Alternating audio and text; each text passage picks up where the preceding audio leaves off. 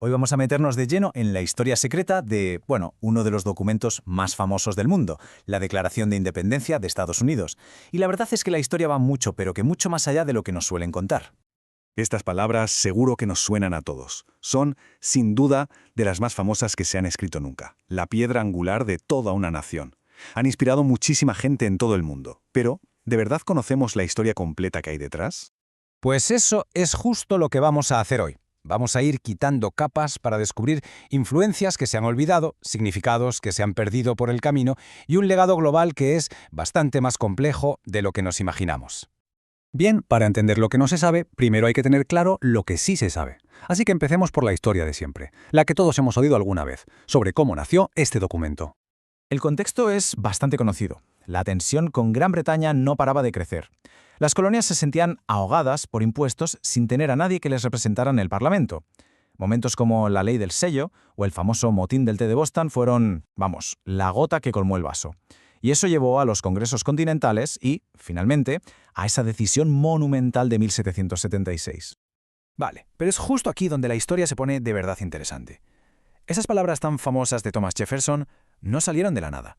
No fue una inspiración divina. Vamos a ver de dónde venían realmente esas ideas. La respuesta corta es no, para nada. Y la respuesta larga nos lleva a un documento clave que curiosamente muchas veces se queda en un segundo plano. Fijaos en esta comparación. Semanas antes de la Declaración de Independencia, Virginia ya había adoptado su propia Declaración de Derechos.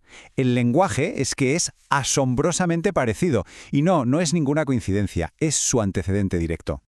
Es que la Declaración de Virginia ya era revolucionaria en sí misma. Dejaba claro que el poder lo tiene el pueblo, y que los gobernantes son sus sirvientes, y que tienen que rendir cuentas ante ellos.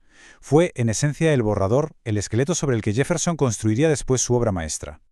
Y ahora vamos a por la joya de la corona, la frase más icónica de todas, la búsqueda de la felicidad. Todos creemos saber lo que significa, pero el sentido original era mucho más amplio y profundo.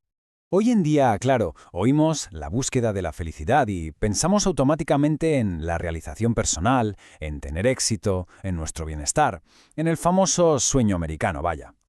Pero, ¿qué pasa? Que para los padres fundadores, según analizó la filósofa Hannah Arendt, la felicidad tenía un doble sentido. Por un lado, sí, estaba el bienestar privado, pero por otro, y esto es crucial, se referían a la felicidad pública. ¿Y qué era eso? Pues el derecho a participar en la vida pública, a debatir, a ser un ciudadano activo. Ser libre era poder participar. Entonces, ¿qué ocurrió? Pues que con el paso del tiempo, sobre todo con las oleadas de inmigrantes que buscaban escapar de la pobreza, el foco cambió. La necesidad de sobrevivir y de prosperar a nivel material acabó eclipsando esa idea de la felicidad como un deber cívico. El estilo de vida americano se centró en lo privado y la idea de felicidad pública se fue olvidando. Y con esto llegamos al último gran secreto. Siempre se nos dice que la declaración fue como la chispa que prendió la mecha de las revoluciones por todo el mundo. Pero, ¿es esa toda la verdad? La narrativa tradicional, desde luego, es muy potente. Se dice que inspiró la Revolución Francesa, que líderes como Simón Bolívar la usaron como modelo para liberar Hispanoamérica. Y sí, por supuesto que tuvo una influencia enorme, eso es innegable.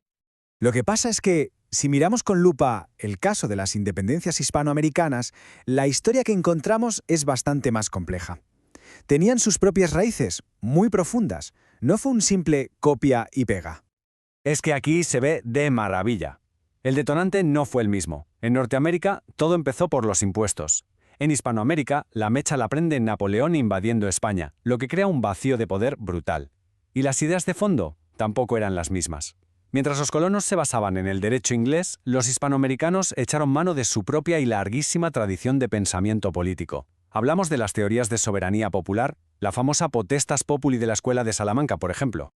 Y aquí está la clave. Como bien dijo el pensador mexicano Servando Teresa de Mier, los líderes hispanoamericanos no necesitaron mirar al norte para encontrar ideas sobre cómo autogobernarse. Se basaron en las máximas heredadas de sus padres, en su propia y rica tradición política. A ver, esto no le quita ni un ápice de importancia a la declaración, pero sí nos obliga a ver la historia con más matices. La independencia de Hispanoamérica no fue una secuela de la americana, sino un proceso que fue en paralelo, con sus propias causas, sus propias ideas y sus propios protagonistas. Al final, la historia es eso, un debate fascinante. Entonces, después de todo este recorrido, ¿qué hemos descubierto? ¿Cuál es esa historia que se escondía a plena vista? Pues podríamos resumir esta historia secreta en 3 puntos clave. Primero, que sus ideas no eran del todo nuevas, sino que se apoyaron en el modelo de Virginia. Segundo, que el concepto de felicidad era mucho más rico, porque incluía la participación ciudadana. Y tercero, que su legado, aunque es inmenso, no es una historia de imitación, sino de interacciones históricas súper complejas.